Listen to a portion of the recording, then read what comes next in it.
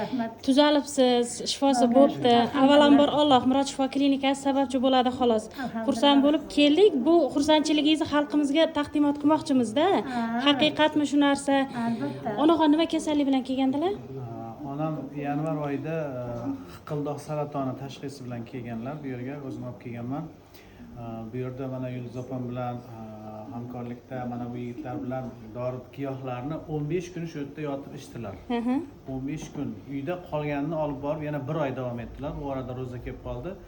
Aytgan parhezlarni qildilar va mana ovozlari mutlaqo bekilib qolgan edi. Natija qanaqa bo'ldi? Natija? 1 oyda mana tabib opamiz aytganlaridek 1 oyda effekt berib ovozlari yalq etib ochildi birinchidan. Mashalloh. Tuzalishni boshlaganini biz hammamiz ko'rib shu qarsaklar chalib boya aytgandek uyda rosa quvonch xushxabarlar bo'lib ketdi. Xudoga shukr qilib rahmatlar aytib va mana oradan 3 oydan keyin mana 4 oydan keyin qayta anaqaga nazorat tekshiruvga keldik. Demak, do'pposli holatlarga olib borildi. Do'ppos men bu tekshirtirgan joyimda yangi Toshmiyda Shoir opamiz degan bir yaxshi lor borlar, lor onkolog. Bu kishiga tekshirtirganimda o'sha o'sma kasali bor, buni onkologiyaga olib borasizlar deb aytgan edilar, lekin boyagi holatlar yuraklari ko'tarmadi, ximiyani narkozga yaramas ekan, shuning uchun bu yerga olib kelganimizni endi yaqinda yana olib bordim. Ovozlari chiqib o'zlarini yaxshi his qilganlaridan keyin olib borganimda ko'rib hayratga tushib, onamni quchoqlab, juda ham katta mo'jiza bo'libdi. Tabriklayman. O'sma chekinib yo'qolib kichkinagina qolibdi. Mashalloh. Juda ham yaxshi anaqa samara beribdi.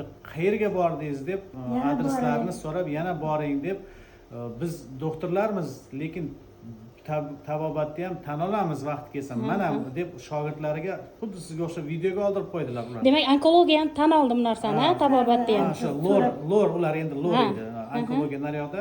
Adresini beringlar, bizga ham Adresini beringlar, biz kerakli anaqalarga har ehtimol qarshi berib qo'yamiz deb bizdan xuddi sizga o'xshab video lavhalar olib, biz sizlarning adreslarini berdik, rasmlarini berdik.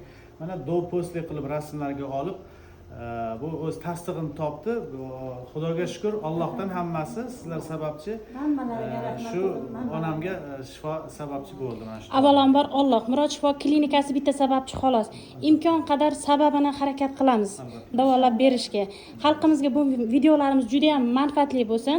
Onamga va o'g'illarga bitta like bosib qo'ysalar, manzillarini so'rayna, imkon qadar kiritib beramiz. Sog' bo'ling, joningiz sog' bo'lsin. Bitta anaqa. Bemalol.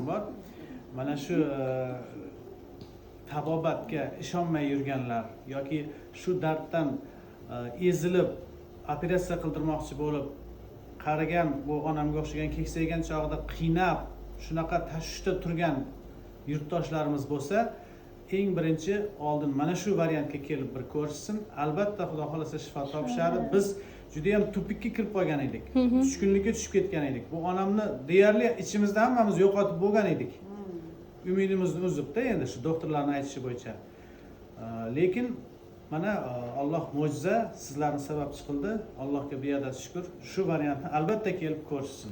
Shifosi bo'lsin. Kimgadir sababimiz tekkandan, kimgadir sababchi bo'lganimizdan Murod shifo klinikasi jamoasi ayniqsa xursand. Yulduz opamizga bitta like bosib qo'yasizlar, joningiz sog' bo'lsin. Sog' bo'ling onam, siz ham rahmat katta.